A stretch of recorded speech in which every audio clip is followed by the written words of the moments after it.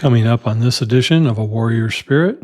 She has challenged me to say, Dad, would you ever do something creative without it producing something? Like I'm famous, and she'll tell you this. I'm famous for her creating something beautiful. She just got into leatherworking, right? So she makes wallets and journals and whatever. And my brain goes immediately to, oh, how could we sell this? And she's like, can I just create it to create it? Like, do we have to make a business out of this? And it challenges me.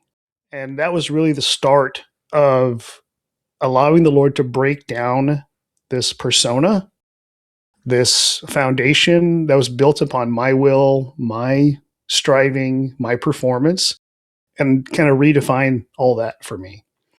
So I think if you were to ask my kids, my kids were 5 and 2 when I got saved. So I got saved in 2005.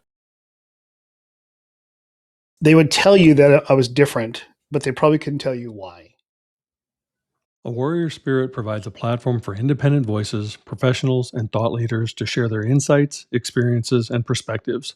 The views and opinions expressed by hosts and guests are their own and do not necessarily reflect the views of Praxis 33 or its affiliates.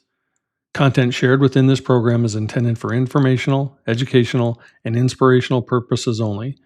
While the host and some guests may be professionals or subject matter experts, the information presented is general in nature and should not replace personalized advice from qualified professionals regarding your individual circumstances.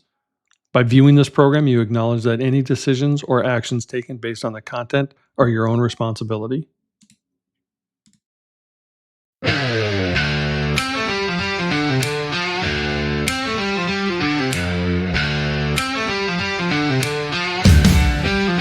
I've walked through fire with shadows on my heels. Scars turned to stories that taught me to feel. Lost in the silence, found in the flame. Now wear my battle cry without shame. This isn't the end, it's where I begin. A soul that remembers the fire within. Welcome back to another episode of A Warrior Spirit, brought to you by Praxis 33. I'm your host, Daryl Snow. Let's dive in. In today's society, we are in a lot of groups and a lot of different things online if you do any part of social media. And my guest today was someone that I met in one of those groups. And he's a 30-year executive in the tech industry. But what I found fascinating about him was that in our particular group, when he had no reason to, he showed up as a leader. And he showed up authentically there to help others. And that kind of spirit is people that I want in my circle. And I'm just so grateful that Lou Fortun has joined me today. And Lou, I appreciate you coming on the show and thank you for doing this. Absolutely, Daryl. Thanks. I'm super honored to be asked and humbled in the best way. First podcast, so this will be fun, or first broadcast like this, but I talk a lot for a living. So I'm used to doing these kind of conversations all the time. Well, it's always interesting to me when people come on. You know, sometimes they'll say, "Well, what are we going to talk about?" You know, if they've never done this before, and I'm like, "Well, it's your life. You shouldn't have to study for it. Like, you should pretty much have an idea of what that is." So, I know you're today in California. Is that where you grew up, or where are you from? No, I had a circuitous route to get here. I was actually born in San Diego, California, beautiful place on the planet. My parents chose to move me when I was too young to argue, and we lived in Nebraska, of all places, Omaha, Nebraska. Spent the vast majority of my life in Nebraska until the fall of 22, and chose to move to Northern California. So that's a really long and drawn out story on how that path got there. But we've been in California now. It'll be our 5th year starting in August, and getting used to the California lifestyle. Now, the reason I chuckled is because I grew up in Iowa. And, okay. All right. Midwest guy. Midwest guy and corn country. I know Nebraska pretty well. I whenever I'm driving through it, I try to drive through it at night because it's flat and nothing there. That's true. But what I also know about California or Nebraska is there's not many people of color. So Correct. you must have been a minority wherever you went to high school and grew Yeah. up. Yeah, it was. I think I went to a private boys Catholic high school, place called Creighton Prep. Great school. My parents thought it was important to have a Catholic high school education. I think in my graduating class of 240 some odd, I want to say there was six people of color, whether Asian like myself, whether they're African American. I think we had a couple of Latinos in that class as well. So very small percentage of that class. Does that make it more difficult for you, or was it because it was in a Catholic school make it easier for you? Wow, great question, man. You're digging me some memories here, Daryl. Honestly, my freshman year was extremely difficult. Not only was I a minority coming in, but was raised in the States. My parents were very upfront about raising us as American as possible. So I'm Filipino by heritage, but never learned the language outside of kind of picking up words here and there. My parents didn't really infuse that in us. So when I got to my high school, I actually transitioned from public school, and so I think I knew two people out of a school of about 1,000 students that were there. It was all boys, so very very different culture and what have you. So I entered that high school kind of not knowing what I was doing and trying to find a place to fit in, and was dealing with a lot of prejudice, a lot of hazing, a lot of bullying because I was Asian. And that was a pretty difficult first half of that year. And then we had a freshman retreat, which that's kind of good Catholic things. They do retreats every year. And I just kind of get this like righteous indignation rose up at me on this open mic night. We had 85 of us in this gymnasium sleeping in sleeping bags, and I picked up the microphone and just kind of gave these guys what for and said, hey, I came here looking to make friends, and you guys have ostracized and bullied and did all these things, and physical things, shoved into lockers, lunches stolen, kind of that whole thing, and kind of just laid it all out there. I thought I'll take a shot now and see, and either this will set me up for the rest of my high school career, or this will be where I move to another high school. But I did, and the next morning it was like the world shifted. And I think just taking that step of standing up for myself, not in a defiant way, but more in understanding my value and who I was, really shifted guys' approach. And by the time I graduated, had made friends with even the guys who bullied me in the hallway. So it was a kind of a cool redemption story. Yeah, I moved to Iowa when I was 9, going on Okay. 10, and I grew up the previous time in the streets of Minneapolis. So Okay. it was very, I mean, I carried a knife to kindergarten, so it was a very different Yeah. dichotomy going to, Yeah. this multi-diversity, scary schools to, Melba Toast, white, Midwest, but because I was smaller, all these farm kids were bigger, Yeah. and so I got Yeah. the same bullying because they were smaller. I mean, Right. I was smaller. Right. So every year I had to fight at least once, Wow. and not because I wanted to, but because for survival I had to. Right. And what these kids never seem to understand is that there's a difference fighting as the bully, thinking you're Right. bigger and tougher, and Right. there's a difference fighting from survival and crazy. Like I honestly can say I only lost one fight in that entire from 4th Well grade done. till almost college because I fought crazy. I fought for survival. Right. And Right. But they always wanted to try every year, big and Oh, yeah. bad. Yeah. So It's interesting what conviction and desperation will do to somebody, right? yeah.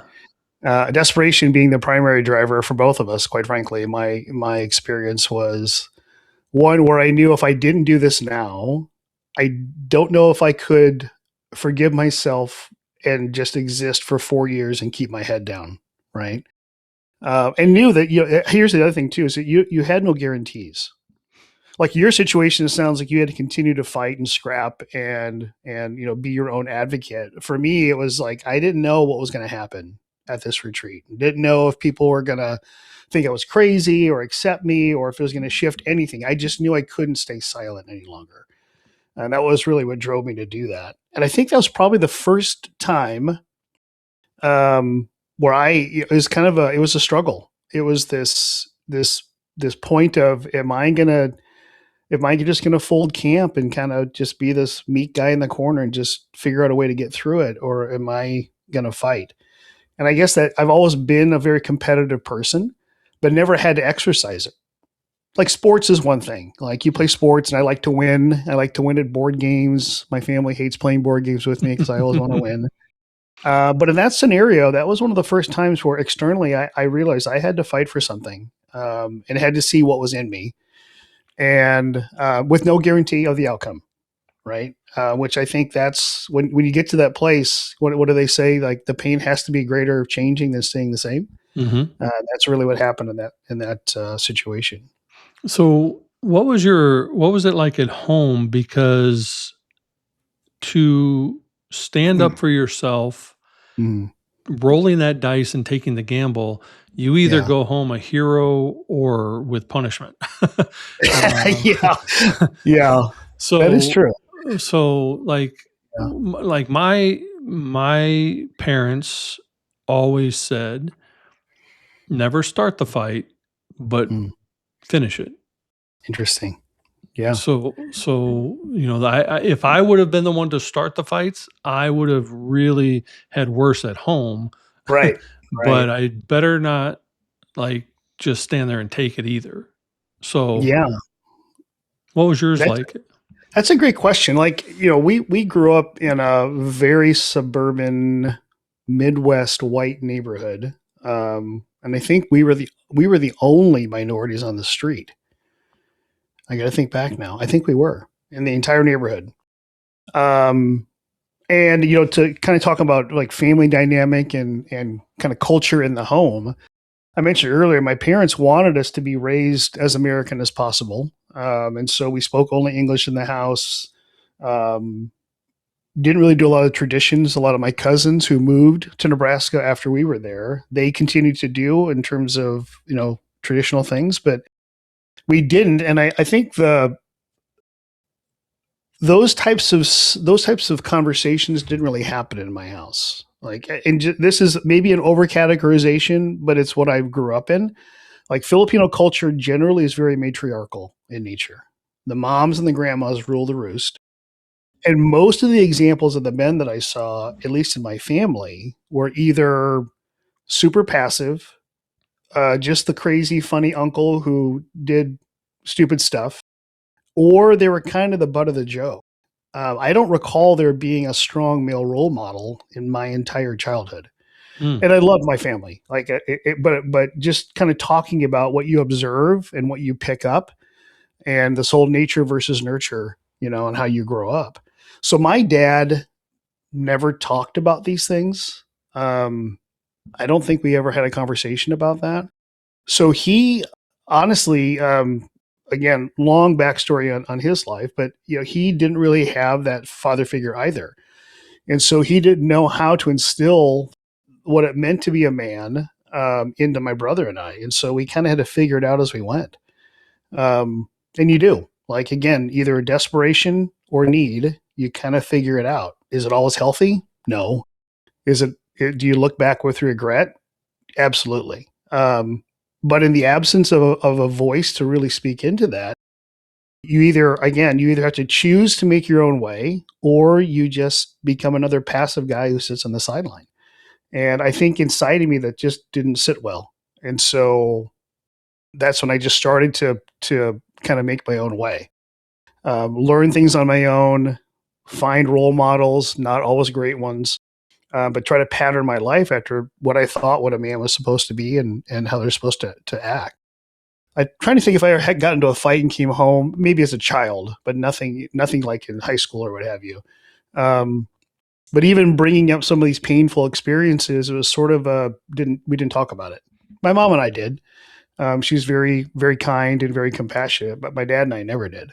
And so you're kind of left with this void to figure it out on your own. And that's kind of how I learned to live through all that. Did the church play any role in helping your guidance? Because there's something innately within you that said, I'm not taking this anymore. And I'm in front of these 85 kids going to pick up this microphone and declare myself as worthy and not worthy of your bullshit. I am more than that. And so, was there anything that the church did that helped with that, or was it mostly innately in you? So, your question about did the church play a role? I alluded to it earlier. I went to a Jesuit Catholic boys' high school because, like every great normal Filipino, you're Catholic by tradition, kind of by family selection, right? So I grew up in the church and did all the masses and did all the confirmation. I was at a public school, so I did the once a week CCD classes at night and kind of learned about the Catholic faith. But even then, there was always something wanting. By the time I got to high school, I had, again, like most people who grew up in the Catholic Church, I could say Mass. I could probably say 90% of the Mass today by rote memory. Although they changed some things recently, so it threw me off when I went to a Catholic Mass, but that's fine. And it really became a situation where the Catholic faith, the expression of the Catholic faith, became irrelevant to me. Became an experience that I was used to. I kind of knew what to expect, but there wasn't anything in there that I felt was adding to my life. It didn't mean I didn't believe in God, though. It didn't mean that I didn't have a spiritual dynamic. I just couldn't find it in the Catholic Church. And again, this is my personal experience. So this isn't a commentary on the Catholic Church at large, just what I experienced growing up. My mom was very much, a prayer warrior and was always praying for us and for all kinds of different situations. But the church really didn't speak. I couldn't find applicability. I couldn't find a way to take what was spoken in the 10 or 15-minute homily on a Sunday and apply it to my life. It really wasn't a personal walk. It was sort of this thing you did on Sundays, and then you got to go out to eat, right? That's kind of the experience we had. When I got to high school, I started to become a little bit more interested on the one hand and less interested on the other. Where it was interesting for me was when we started to do small groups and I could meet with my peers, and we had a priest who was meeting with us once a week and kind of asking us questions and bringing up scripture and reading books. So that aspect of my faith was very interesting to me because it was a dynamic I'd never experienced before. But Sunday services, high holy days, all the different things you did was sort of like, not interested. There was a time I think I was maybe a sophomore in high school. I went to my mom, who was the more active in the faith than my dad. My dad went to church, but it wasn't talked about. We never read the Bible. We didn't do anything out at home. And I kind of said, hey, Mom, I'll still go to church. Again, high holy days. I won't see any Christian, Christmas and Easter.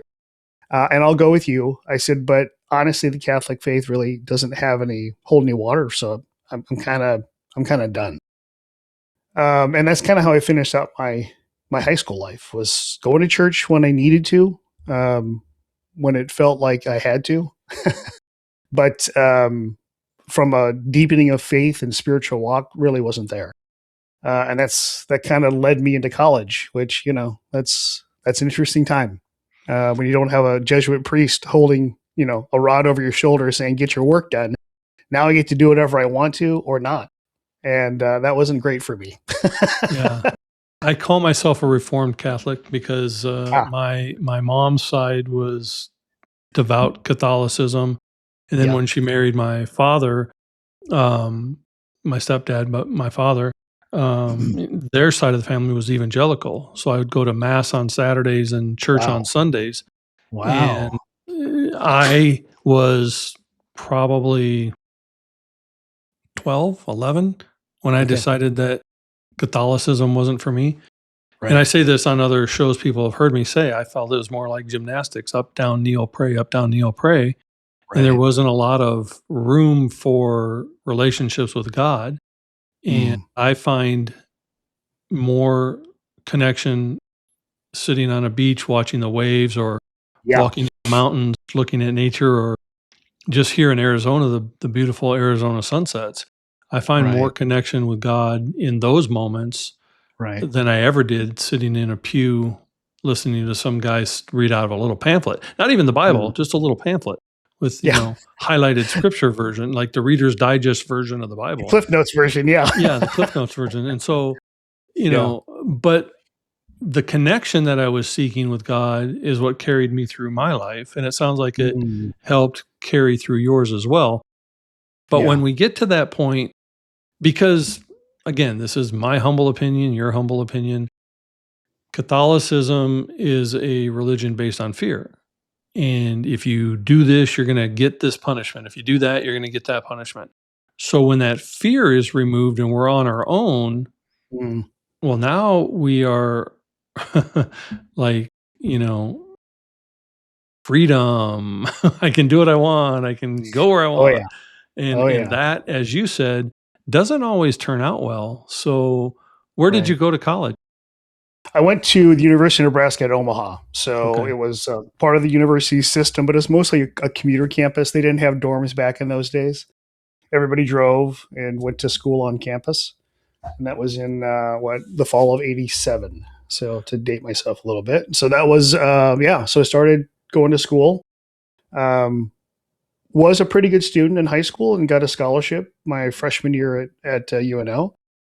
And quickly lost that scholarship my sophomore year because, again, I was given too much freedom, not enough, consequence. And so I was kind of done with school, to be honest with you. It's kind of a weird thing where you're a pretty good student, but then you're like, I think I'm done with school. Like, it's not really doing anything for me. So I lost my scholarship, and my parents, blessed us by helping to pay for it. It wasn't, extremely expensive, but they had 4 kids, right? So I took a year off, and because the university said you can't come back until you figure this out and pick a major, which is the other thing, pick a major. There's actually a really important part of my life. There's an experience I had back in college. I think I mentioned, my dad wasn't super active emotionally, and he's kind, worked hard, but just didn't have a voice, didn't really speak into our kids. There are 4 of us kids. And I was in school my freshman year trying to figure out what I want to do with my life. And I started taking art classes. I took art classes in high school, was a pretty good artist, creative. That's kind of how my brain works. And went to my dad and I said, "Hey, Dad, I think I'm gonna do this. I want to major in art, fine art, paint, sculpt, whatever the case may be." And interesting side note, my dad is one of the most amazing artists I've ever seen. Like, he paints and draws beautifully, just out of rote memory. It's incredible. I always like looked up to him for that because he had this skill, this gift. And I went to him one day and I said, "Hey, Dad, I think I want to do this art thing." And my dad said, not in a condescending or in a demeaning way, he said, "Oh, well, I tried that. Didn't work out for me." And in my brain, I went, "Oh, the best artist I know couldn't make that work. I probably shouldn't do art then." And so I stopped and pivoted and went to what, in 1987 was the best way to be successful, quote unquote, in life is go into business. As the days of Wall Street, Gordon Gekko, make a bunch of money, be successful.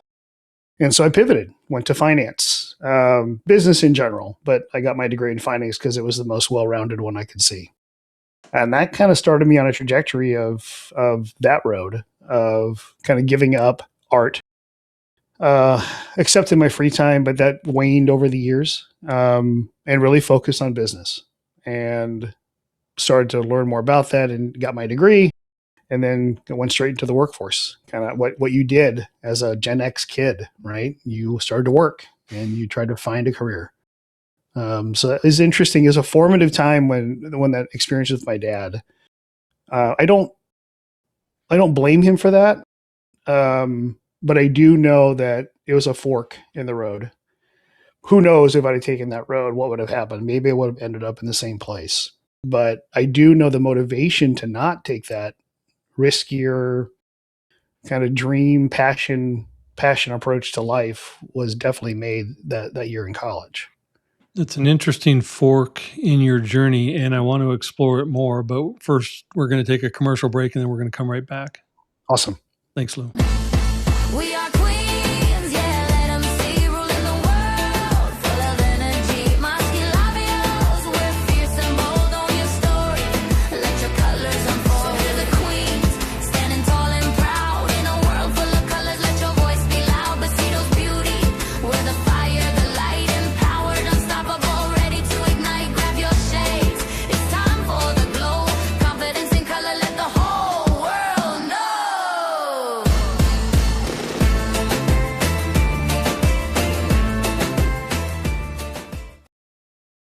Besitos Beauty, because it's your time to shine.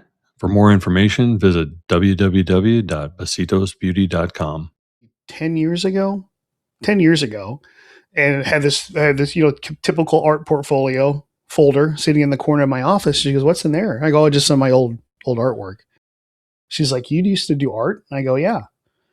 And she opened it up and she was blown away. She goes, "Dad, why are you not doing this now?" And I was like, "Well, I had kids and I have a mortgage and I have a job and, other priorities and what have you." And she gave me as a gift, I think she was about 12 or 13. She gave me a gift, a little sketchbook, basically as a encouragement and a challenge. Like, don't let this die. To be honest, Daryl, that little sketchbook has sat on my bookshelf for 10 years. Now, having said that, we just started family craft night on Wednesdays because she loves crafting. I think she gets that from me. And so I've picked up little bits and pieces here and there, but never to the degree that I used to do it. Like I would spend hours working on a piece, in my bedroom on the floor, just, with a marker and pencil and would draw that. But I think, I know the Lord created me as a creator because that's who he is. So that's who I am. That's who we all are, whether we want to admit it or not. And I think creativity has always found a way to express itself, maybe though not in the traditional sense that I was used to doing it, which would have been pen and paper, paintbrush, and canvas. I do woodworking now. I do 3D printing because I can make things. But I think what I realized, and again, my daughter, I love her. She has challenged me to say, "Dad, would you ever do something creative without it producing something?" Like I'm famous, and she'll tell you this. I'm famous for her creating something beautiful. She just got into leatherworking, right? So she makes wallets and journals and whatever. And my brain goes immediately to, "Oh, how could we sell this?" And she's like, "Can I just create it to create it? Like, do we have to make a business out of this?" And it challenges me because I'm trying to equate the time and energy spent into making something and going, well, we should at least get something for that. There should be a return. Side. That's your business brain. It really is. It really is. Yeah. But I think that your daughter, I believe, is onto something. I think that creating something just to create soothes a part of our soul because it brings us joy to bring that forth. And one of the things I see a lot of quote unquote entrepreneurs do that I think is a mistake is they turn their hobby into a business, and then because they're trying to run a business, they lose their passion for their hobby, and then their business fails. For sure. Yeah. You know, do what Yeah. you love to do, and if it becomes a business, great, but don't force it into a business, Right.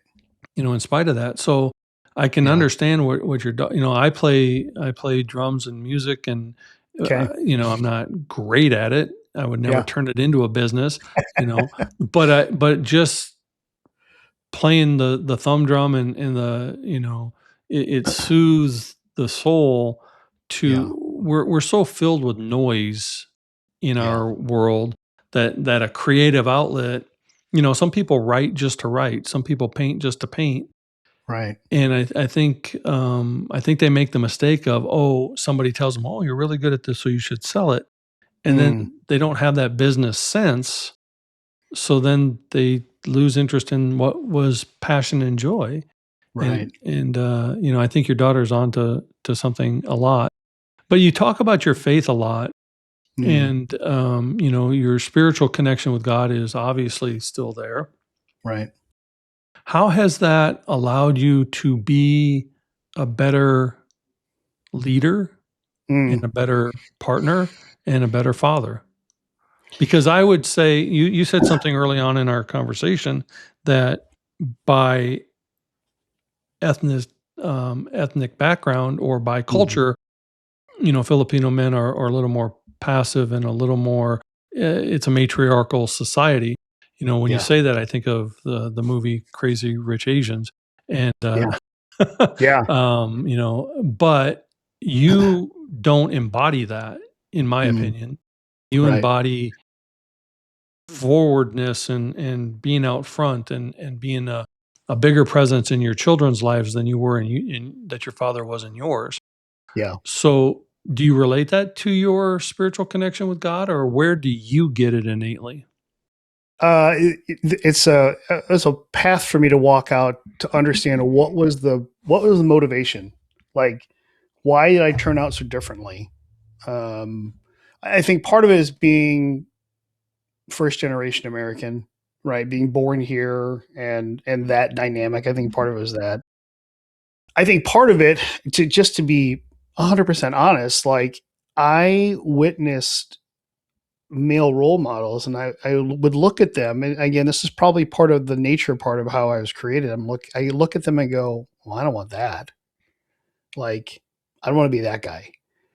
And so I think judgment, I think making vows like I'm never going to be, or I'm going to, all these things, I think drove a lot of why I did what I did, or why I changed or evolved over time.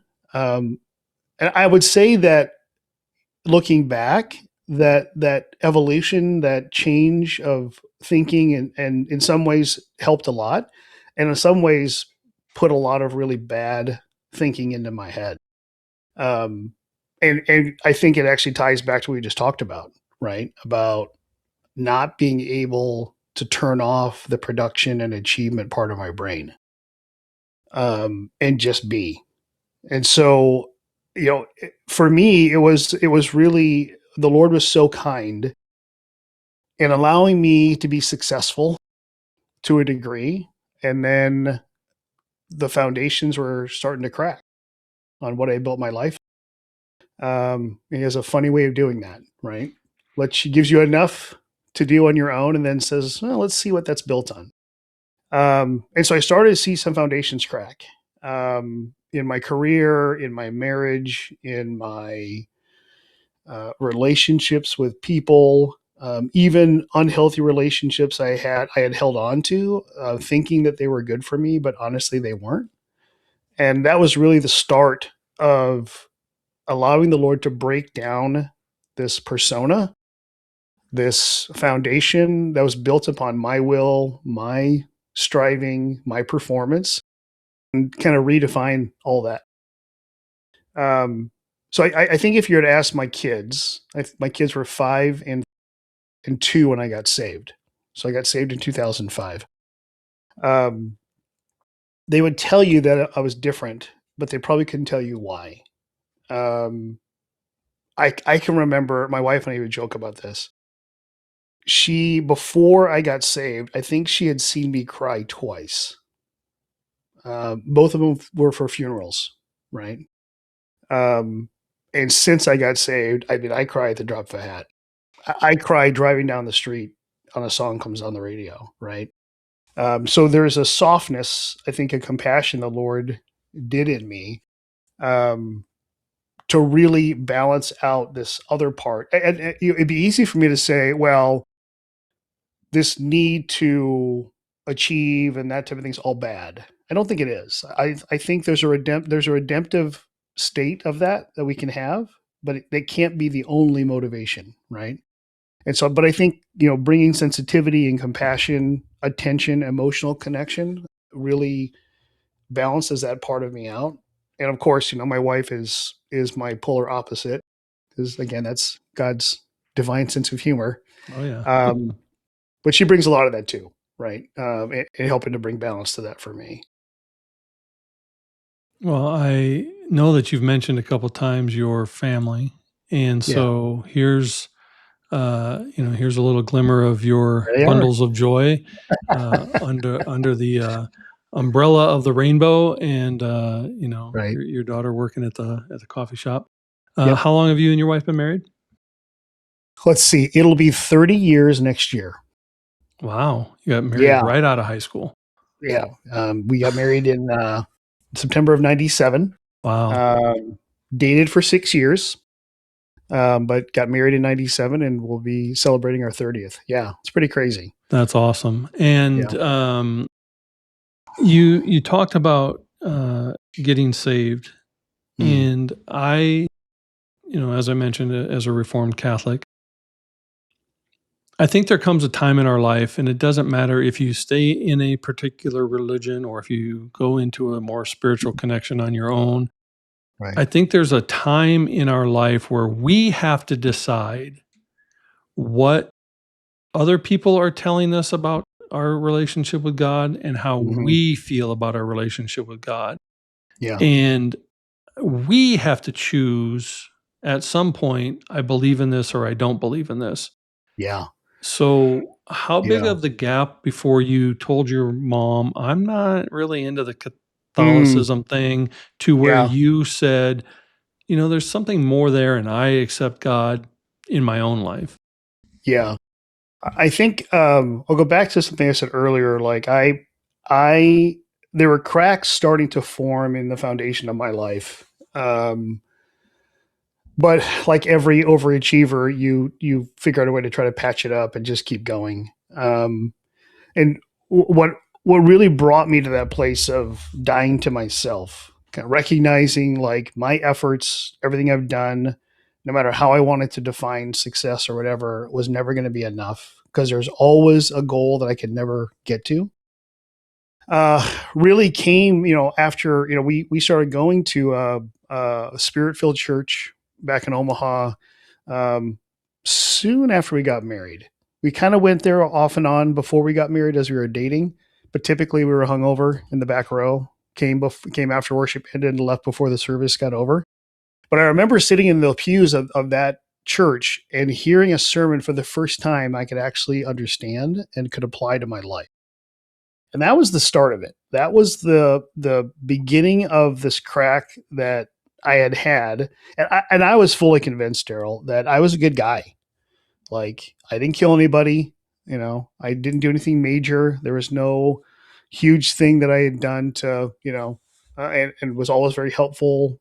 My serving was always a family dynamic. My mom always did that, fed people, that kind of thing. So I was fully convinced that I was good. Like, I'd gone to Catholic school and went to Catholic classes and knew enough of the Bible to make me dangerous.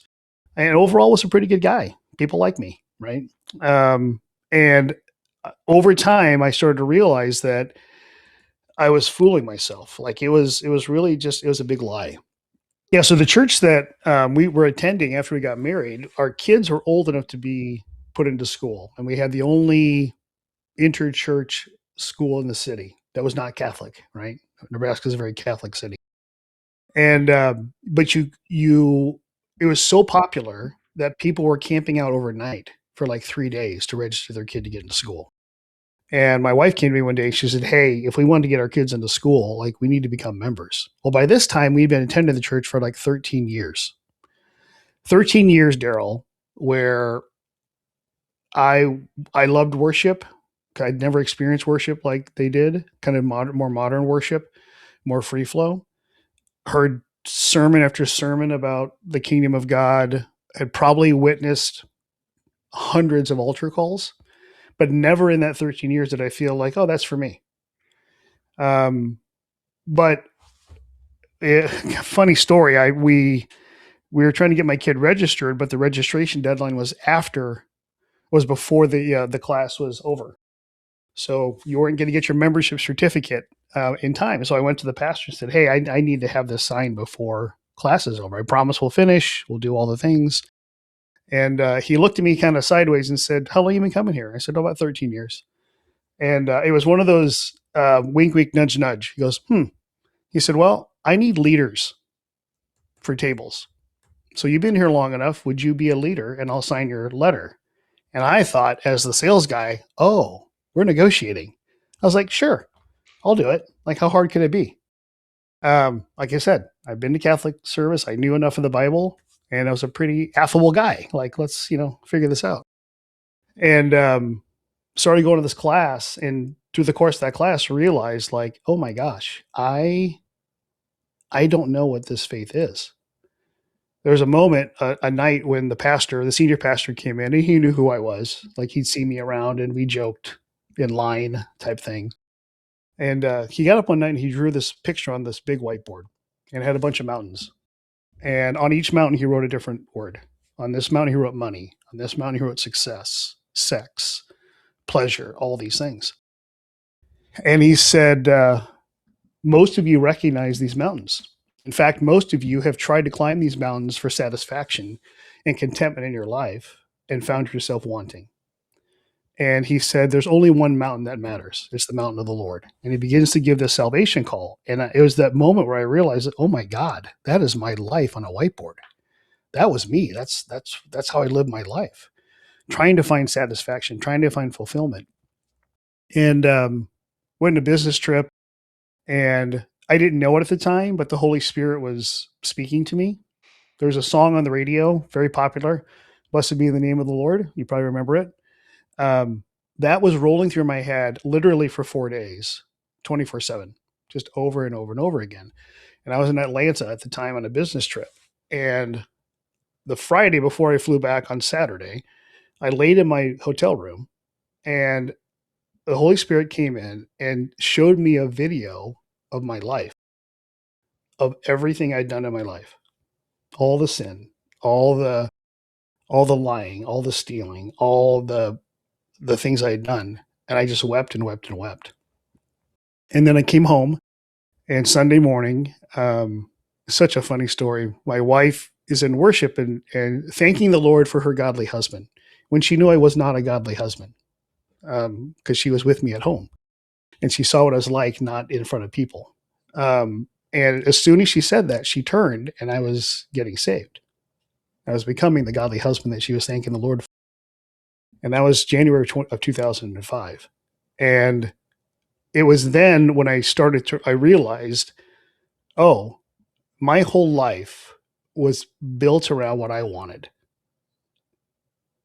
Good, bad, or indifferent. And doing whatever I could to satisfy those desires, whether it was money or a better career or promotion or sex or whatever. And that day in 2005, like, everything shook. Like, I'd never experienced that before, and just came to complete surrender.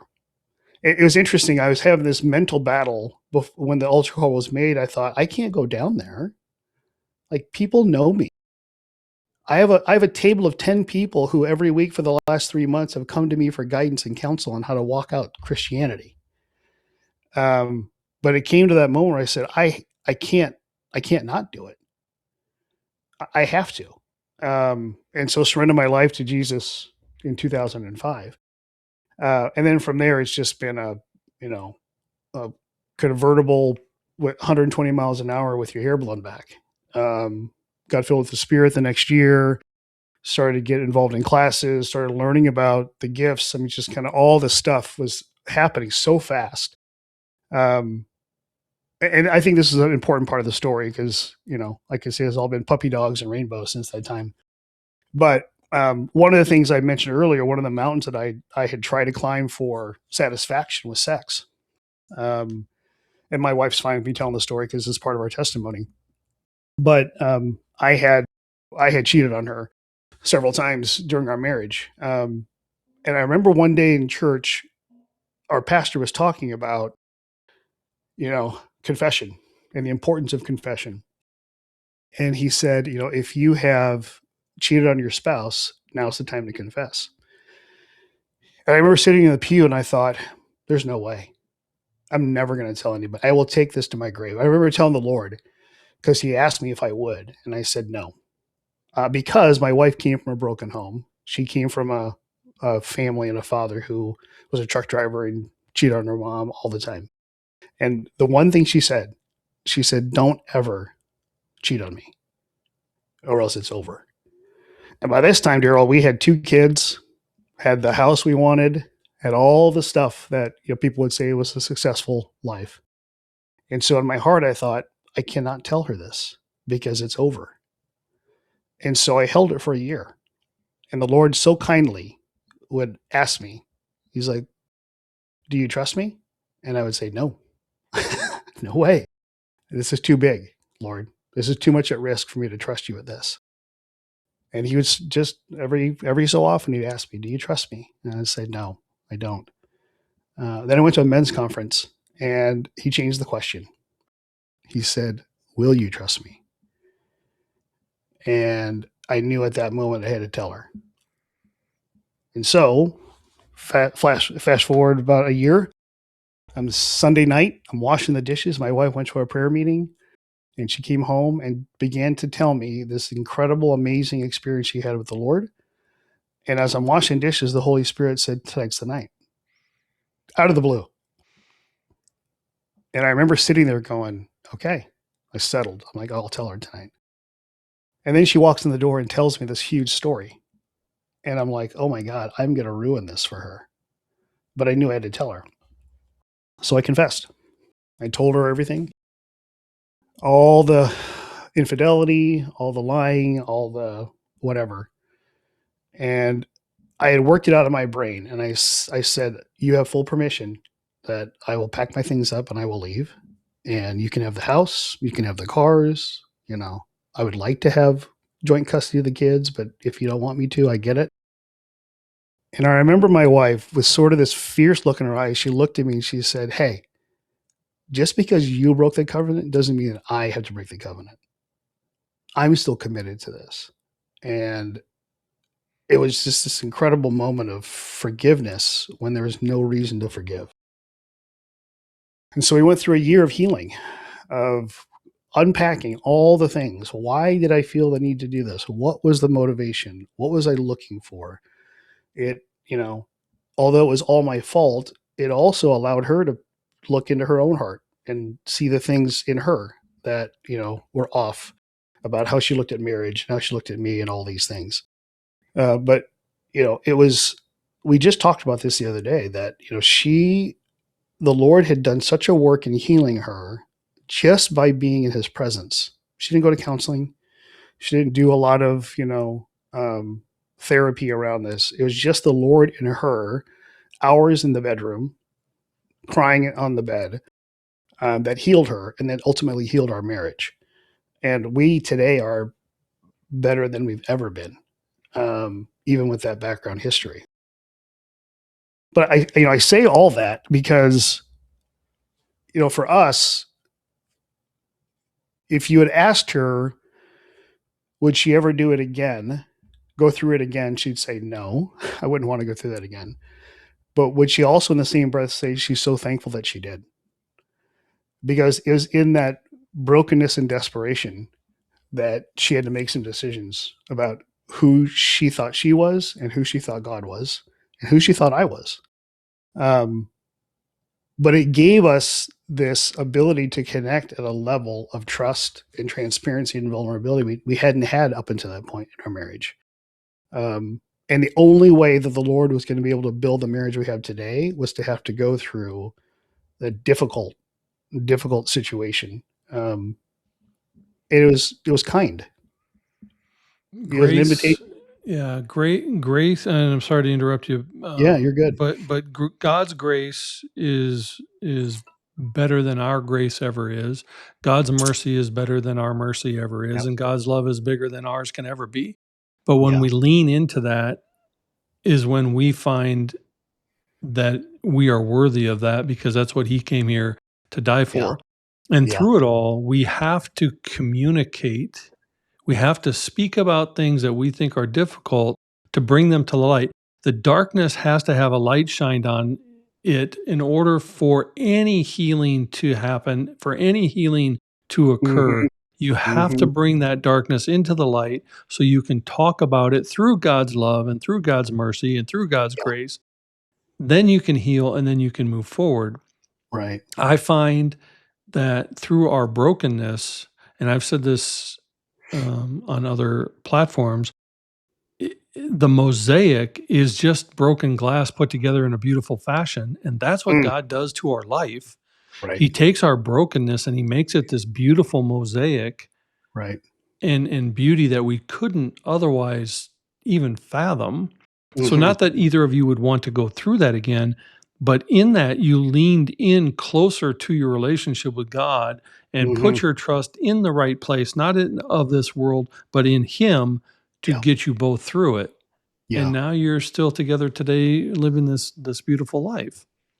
Absolutely. And I love your example of a mosaic, because a mosaic, as an artist, you think, well, I'm going to pick the best pieces, the most beautiful pieces. He takes them all. He takes the pieces that I'd rather go hide or sweep under the rug or throw in the garbage, and he says, no, I'm going to use that one because it's part of the picture, right? And I think that's the beauty of it. And of course, because that's just how He does, he redeems completely. So not only did He walk us through that and get through the healing, but we've walked many couples through similar circumstances and help them find that path of trusting the Lord through the confession and the healing and the ownership and all the things that go with that. But it's been a beautiful testimony of ours, that we continue to look back and we go like, how did we get here? Like you said earlier, it's like grace only comes when we're humble, and it's the path of humility. It's the path of dying to yourself, dying to your own expectations, and being open to what God has, where grace comes. And grace, what's that? The operational power of the Holy Spirit. It's that grace that gives us the ability to get past what most couples would devastate, end in divorce, ugly disconnection and separation, and kids sharing time, all that stuff. But it was because of God's grace, because we chose the path of humility, that He was able to redeem that. And So what that's do the beautiful. you yeah, and I think that's the thing that people do need to take away is God's grace and God's vision is more than we could ever. You Yeah. do have to surrender to that. But in your current walk with God and Yeah. as who you currently are, what do you want Lou's legacy to be? Mm. I think two things. I think being fully a Christian, regardless of environment or relationship. Like, and when I say fully a Christian, I mean fully alive, fully embracing what it means to walk with God, fully encountering Him, hearing from the Holy Spirit for ourselves and for other people, serving other people. Like I think that's the first thing. Like, it didn't matter. Like, before I knew the Lord, I used to joke that I was a social chameleon. I could become whatever I wanted to be to whomever I wanted. And now it's like, I just want to be known for who I am, regardless of who the person is standing in front of me or the circumstance that I'm in. So that'd be the first thing. I think the second thing, one of the things I'd love to do, we talked about this before the broadcast. Like, I've had the honor of coaching and mentoring and discipling men, typically younger men, like 15 or 20 years my junior. I started a group back in Omaha before I moved out here, and they had a couple of, handful of 25-year-old guys, newly married, some with kids, some without, and just walking with them. And it's interesting, because if you had asked most of those guys, like I've operated as a sort of spiritual father to them, but the reality is they didn't have any of that, which I find interesting that the Lord would use that. So I think that the second thing would be, being a champion for other people, helping people to grow, to access more of what's available to them in God's presence. I think would be the other thing I want my legacy to be known. That, really helping men understand what it means to lead their family well, but not just from the prototypical, caveman with a club, but somebody who has compassion and kindness. Really, just somebody who models who Jesus is. And I think those two things, like leading leaders, and then being who I am in all circumstances, I think would be the thing I'd want to leave behind. Your story is interesting to me because when I was in high school, I wrote a paper about how religion was the worst thing that happened to God. And I said in that paper that, and you embody this or did, sitting in a pew doesn't make you a Christian any more than sitting in a garage makes you a car. That's right. You That's right. you have to do more to be, walking that faith. And I'm so Yeah. glad that you did. And I'm going to ask you this final question as we come to the end here. What does a warrior spirit or having a warrior spirit mean to you? um, hmm. I think a warrior spirit combines several things. I think first and foremost, courage, um, honor, and I'd say grittiness is part of that too. It's it's almost like, David running into the fight against Goliath. Like he had assurances from the Lord of who he was. Um, and there is a grit that had to be in there. And I think part of being a warrior is that. I also think, being part of a warrior is understanding when there's a time to battle and when there's a time not to battle. Because I think it'd be easy if we're just constantly fighting and constantly looking for the next fight. And I don't think that was the design for us. I think we're designed for battle, and we fight against the, powers of the air. But I don't think it means that we're always looking for a fight. Like there has to be a compassionate element. And I look back at, Jesus, who was unequivocal in his compassion and kindness, but uncompromising in what he believed and how he lived that out. And I think that for me is a warrior. Like I don't subscribe to this, Jesus as this MMA fighter picture, but I also don't subscribe to this Jesus as the, the meek guy down the street, the Ned Flanders guy, right? From The Simpsons. I don't subscribe to that Jesus either. He's the beautiful balance of both strength and compassion, grit and peace. And I think that for me is what I would define as a warrior. And I am smiling so big because I often define that as well as the warrior has to know when to fight and when to lay the sword down. I say that exact same thing. So Yeah. I appreciate, you taking the time to do this with me today. I love your story. I love your journey, and I love who you are as a person. So, thank you for gracing me with this hour. I appreciate it. Absolutely, Daryl. Thank you. And if you'd like to get in touch with Lou, you can do so on his social media accounts, Facebook, Instagram, and LinkedIn. And as always, thank you for joining us on this edition of A Warrior Spirit. We're now on all the major platforms, as well as on Roku via the Prospera TV app and at breakthroughradio.net. So be sure to like or subscribe to catch all the episodes. As always, the journey is sacred. The warrior is you. So remember to be inspired, be empowered, and embrace the spirit of the warrior within. It's not just about the fight, it's how we rise from it.